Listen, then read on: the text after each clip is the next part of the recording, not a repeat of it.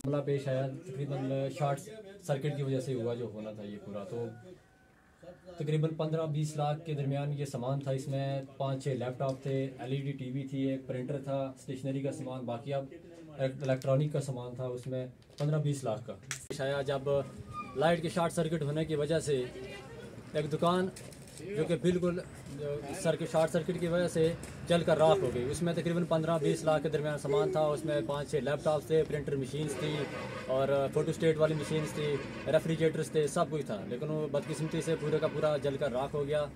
उसके बाद जिस बंदे ने ये दुकान रखी थी उसके जो डॉक्यूमेंट्स थे 12th के और उनके वालिद साहब के जो सर्विस रिकॉर्ड जितने भी डॉक्यूमेंट थे वो सारे के सारे जल कर राख हो गए। बड़ी दुखद खबर है ये।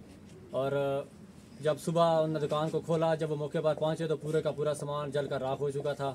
तो उससे हमारी सरकार से, हमारे मंजाकोट तहसीलदार साहब और उसके बाद हमारे जो DC साहब हैं उनसे हमारी पुरजोर अपील है कि जो ये उनका नुकसान हुआ है, हालांकि ये बात मुमकिन नहीं है कि पूरे का पूरा वो नुकसान वो दे पाएंगे, लेकिन अगर इसका 50% भी हो जाता है तो कम से कम जो उनका नुकसान हुआ है वो उसकी भरपाई हो जाएगी।